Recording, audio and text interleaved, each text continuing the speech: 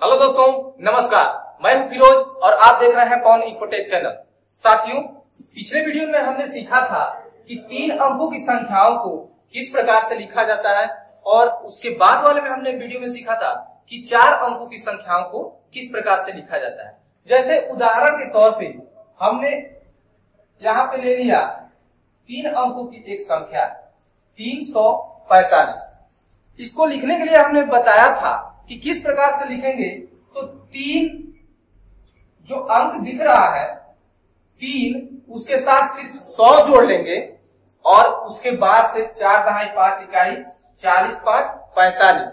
यानी कि इसको लिखने के लिए हमने बताया था कि 345। वास्तव में ये कहां से हम जोड़ पा रहे हैं, तो आज के वीडियो में हम चर्चा करेंगे दोस्तों प्लेस यानी कि स्थान की। किस स्थान पे उसका क्या नाम है उसके बारे में आज के इस वीडियो में जानेंगे। तो साथियों, इसके पहले हम अच्छी तरह से सीख चुके हैं कि एक एक इकाई जोड़कर जैसे ही 10 इकाई हम लोग जोड़ते थे तो एक दहाई का रूप ले लेता था और वह एक स्थान अपने बाएं खिसक जाता था। जैसे यहाँ पे हमने 1 इकाई लिखा, पुनः 2 प्राप्त करने के लिए इसमें 1 और जोड़ा जाएगा तो हमको क्या मिल जाएगा, 2 मिल जाएगा। यानी कि 2 इकाई, 1 इकाई और 1 इकाई, 2 इकाई, पुनः इसमें 1 इकाई और जोड़ते हैं तो हमको क्या मिल जाती है, 3 इकाई। ठीक इसी तरह से हम लोग 9 इकाई तक चले थे और जैसे ही उसमें हमने 1 इकाई जोड़ा था तो वह क्या हुआ था, अपने एक स्थान बाएं खिसक गया था और उसने अपना रूप इस प्रकार ले लिया था, जिसे हम क्या बोलते थे, दहाई बोलते थे। और उसको पढ़ा कैसा जाता था, 10 पढ़ा जाता था। तो ये यहां पे जब रह रहा है तो इसका नाम इकाई हो रहा है। जब अपने एक स्थान बाएं चल रहा है तो वहां पे उसका नाम दहाई हो जा रहा है। उसी प्रकार एक स्थान अपने बाएं और चलेगा तो उसका नाम सैकड़ा हो जाएगा। तो चलिए हम क्रमवार करके शुरू से लेकर के जानते हैं कि अपने एक एक स्थान बाएं चलने पर उस स्थान पे उसका क्या नाम हो जाता है। तो चलिए चलते हैं।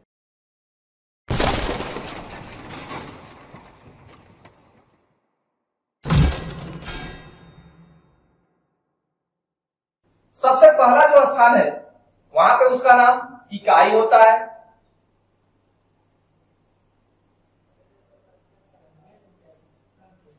उसके बाद जैसे ही हम 10 इकाई इकट्ठा करते हैं तो वह एक दहाई का रूप धारण कर लेता है। यानी कि एक स्थान और बाएं चले तो वहां पे उसका नाम दहाई होता है।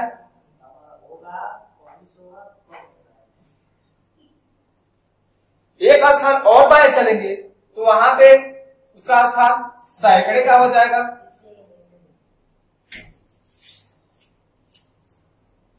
एक स्थान और बाएं चलेंगे तो वहां पे वह 1000 वाला स्थान पे पहुंच जाएगा। इसी प्रकार एक एक स्थान बाएं चलते जाएंगे और उसका क्रम से हम यहाँ पे नाम लिखते जाएंगे कि उसका क्या नाम हो जाएगा। पुनः एक स्थान बाएं चलते हैं तो वहां पे उसका नाम 10,000।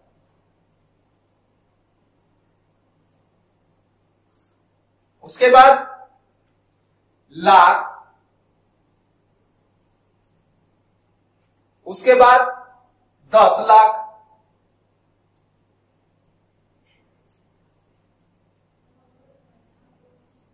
और यह किस प्रकार से अपना रूप बदलेगा दोस्तों। तो चलिए यहाँ पे लिख के भी हम लोग जान लेते हैं कि किस प्रकार से यह अपना रूप बदलेगा। सबसे पहले साथियों, किस प्रकार से यह अपना रूप बदल रहा है, शुरू में मैंने बताया था कि प्रत्येक 10 स्थान चलने के बाद से वह अपना रूप चेंज कर लेता है और उसके बोलने का तरीका भी बदल जाता है। यानी कि यहाँ पे सबसे पहले स्थान पे उसका नाम क्या है, इकाई है। और एक एक इकाई जैसे ही यानी कि 10 इकाई वह इकट्ठा कर लेता है तो वह एक स्थान अपने बाएं खिसकता है और वह दहाई का रूप ले लेता है। और उसको किस प्रकार से लिखा जाता है, तो सबसे पहले हम इकाई को लिखते हैं। इकाई हमारा ये हुआ। इसी प्रकार से एक एक इकाई जैसे ही हम इकट्ठा करेंगे और 10 इकाई हमारे पास, यानी कि ये हमारी रही 10 इकाई और यह दहाई का रूप ले लेती है।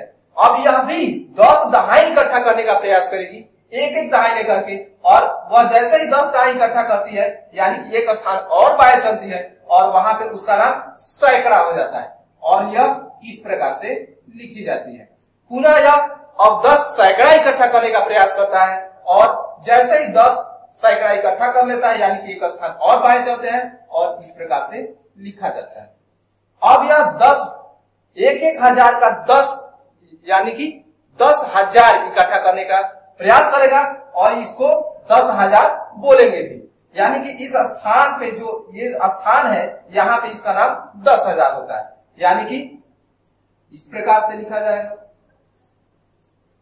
पुनः यह 10,000 के 10 बंडल बनाने का प्रयास करेगा। प्रत्येक एक स्थान बाएं जाने के लिए वह 10-10 का ग्रुप बना करके ही बाएं जाएगा। तो यहाँ पे हम क्या करेंगे, एक और एक स्थान क्या हुआ बाएं चला ना, इसमें 4 जीरो, तो इसमें 5 जीरो लिख लेंगे। उसके बाद 10 लाख,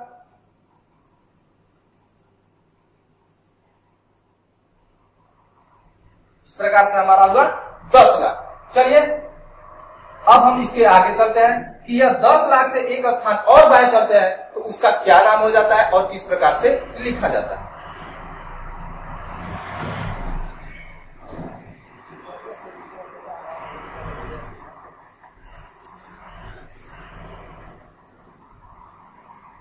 दस लाख की वह जैसे ही 10 बंडल इकट्ठा करता है यानी कि वह 1 करोड़ का रूप इकट्ठा कर लेता है। करोड़। उसके बाद अंकों में इसको कैसे लिखेंगे,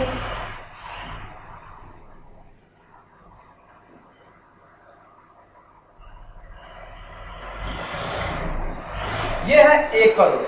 इसको पढ़ने के लिए आप इधर से पढ़ भी सकते हैं, इकाई दहाई एक स्थान और बाएं चलते जाएंगे, और जिस प्रकार से मैंने बताया था पढ़ते हुए पहुंचेंगे तो यह करोड़ तक ही पहुंचेगा। इकाई दहाई सैकड़ा हजार 10,000 लाख 10 लाख करोड़। चलिए अब इसके बाद से एक स्थान और बाएं चलता है तो उसका क्या नाम हो जाता है, तो 10 करोड़।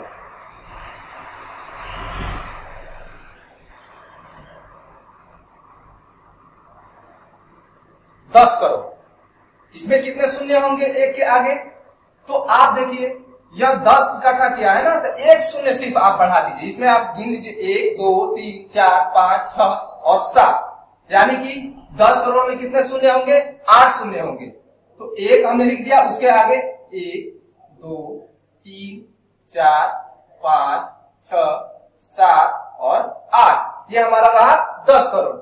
उसके बाद से जैसे ही एक स्थान और बाएं चलते हैं तो उसका क्या नाम हो जाता है, अरब। अब तो आप समझ ही गए होंगे कि अरब में कितने शून्य होंगे। इसमें जब 8 है तो अरब में 9 शून्य हो जाएगा। तो चलिए एक के आगे कितने शून्य लिखेंगे, 9 शून्य। 1 2 3 4 5 6 7 8 और 9 शून्य, ये रहा हमारा अरब। उसके बाद से 10 अरब।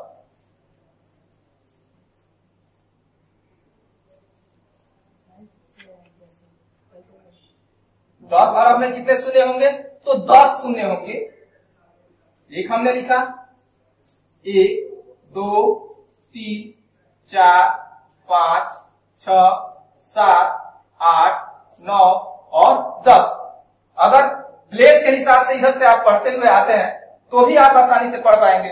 इकाई दहाई सैकड़ा हजार 10,000 लाख 10 लाख करोड़ 10 करोड़ अरब 10 अरब। ठीक है, अब 10 अरब के बाद से एक स्थान और बाएं चलते हैं तो उसका क्या नाम हो जाएगा, तो खरब। खरब। और इसको किस प्रकार से लिखा जाएगा, तो एक के आगे 11 शून्य लिखेंगे। एक हमने लिखा और उसके आगे 1 2 3 4 5 6 7 8 9 10 और 11। क्लियर। अब एक एक खरब इकट्ठा करते हुए जैसे ही 10 खरब हमारे पास इकट्ठा हो जाएगा उसको किस प्रकार से लिखेंगे, तो यह एक स्थान और बाएं चलता है तो उसका नाम भी क्या हो जाता है, 10 खरब हो जाता है। तो यहाँ पे हमने लिख दिया 10 खरब। अब किस प्रकार से लिखा जाएगा, तो 1 और उसके आगे कितने शून्य, 12 शून्य उसके आगे लिखेंगे। 1 2 3 4 5 6 7 8 9 10 11 और 12। अगर इसको क्लियर करना हो आपको कि क्या यहाँ 10 खरब ही लिखा है, तो आप इधर से पढ़ते हुए आइए। सबसे पहले इकाई, दहाई, सैकड़ा, हजार, 10,000, लाख, 10 लाख, करोड़, 10 करोड़, अरब, 10 अरब, खरब और 10 खरब। अब इसके एक स्थान और बाएं चलता है तो क्या नाम हो जाएगा उसका, नील।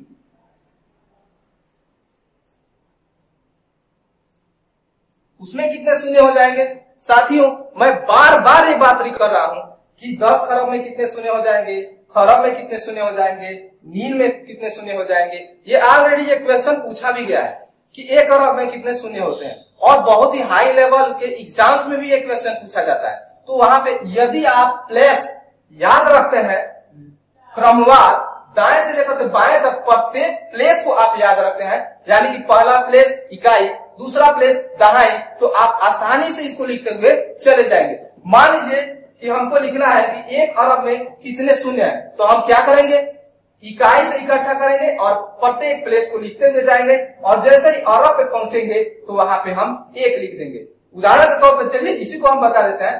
तो 1 अरब में जैसे हमारा क्वेश्चन आया कि 1 अरब में कितने शून्य होंगे, तो आप तुरंत प्लेस को लिखना स्टार्ट कर दीजिए और प्रत्येक प्लेस पे शून्य लिखना स्टार्ट कर दीजिए। चलिए इस प्रकार से सबसे पहले इकाई, दहाई, सैकड़ा आपको लिखना होगा, तो ये तो ऑलरेडी लिखा हुआ है। चलिए लिखना होगा तो कैसे लिखेंगे, तो इकाई, दहाई, सैकड़ा, हजार, 10,000, लाख, 10 लाख, करोड़, 10 करोड़। चलिए 10 करोड़, उसके बाद अरब, अब 10 अरब।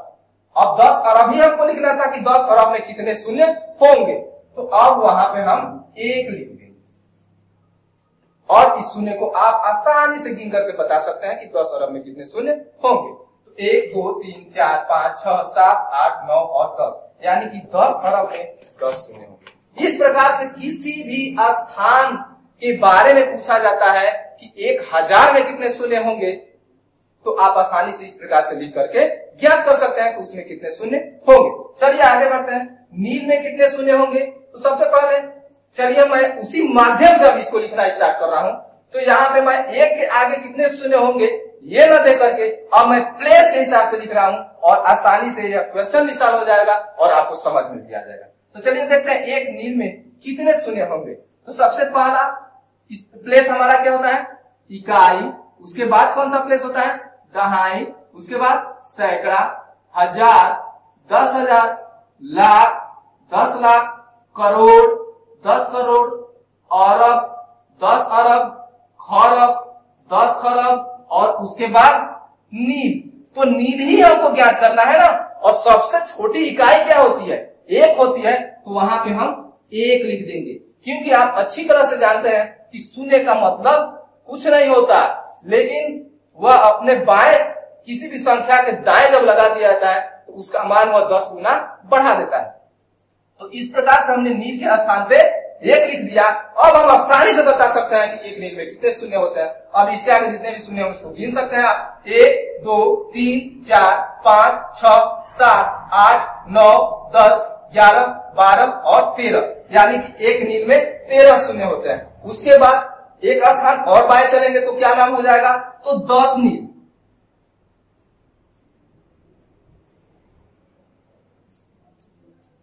अब 10 नील को भी चलिए हम उसी प्रकार से लिखते हैं, इकाई, दहाई, सैकड़ा, हजार, 10,000, लाख, 10 लाख, करोड़, 10 करोड़, अरब, 10 अरब, खरब, 10 खरब, नील और 10 नील, यानी कि यहाँ पे 1 लिख देंगे। तो ये रहा हमारा 10 नील। किसी भी स्थान को आप आसानी से इस प्रकार से लिख सकते हैं और ज्ञात कर सकते हैं कि उसमें कितने शून्य होते हैं। तो अब 10 नील के बाद से क्या आता है, तो चलिए आगे चलते हैं।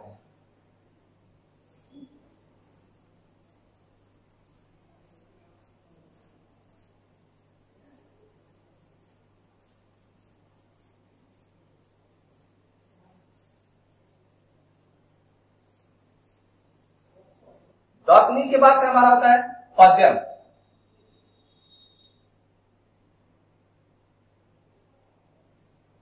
इसमें कितने शून्य होंगे, तो चलिए लिख लेते हैं।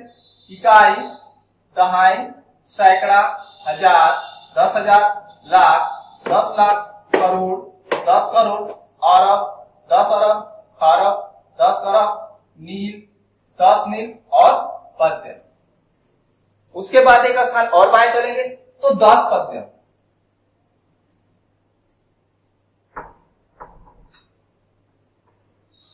अब इसमें कितने शून्य होंगे, तो चलिए इकाई, दहाई। प्रत्येक बार मैं इसलिए बोल रहा हूं ताकि मेरे साथ यदि आप बोलते हैं तो बोलते बोलते ही आप प्लेस को याद कर लेंगे और आप आसानी से लिख भी लेंगे, क्योंकि मैं लिखने का तरीका भी बता रहा हूं कि किस प्रकार से आप लिखेंगे, तो आप नहीं भी जानते रहेंगे तो आसानी से वो निकाल सकते हैं। तो इकाई, दहाई, सैकड़ा, हजार, 10,000, लाख, 10 लाख, करोड़, 10 करोड़, अरब, 10 अरब, खरब, 10 खरब, नील, 10 नील, पद्यम और 10।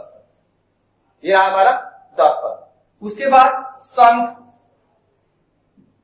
एक स्थान और बाएं चलने के बाद से इसका नाम हो जाता है शंख। तो चलिए इसको भी लिख लेते हैं एक। और चलिए अब सबसे आसान तरीका अपनाते हैं। 1 2 3 4 5 6 7 8 9 10 11 12 13 14 15 16, क्योंकि क्रमवार चल रहा है तो इसमें 17 शून्य होगा। तो 1 2 3 4 5 6 7 8 9 10 11 12 13 14 15 16 और 17। इसको अगर इधर से ही पढ़ते हैं तो इकाई, दहाई, सैकड़ा, हजार, 10,000, लाख, 10 लाख, करोड़, 10 करोड़, अरब, 10 अरब, खरब, 10 खरब, नील, 10 नील, पद्यम, 10 पद्यम। उसके बाद शंख। अब एक स्थान और बाएं चलते हैं तो 10।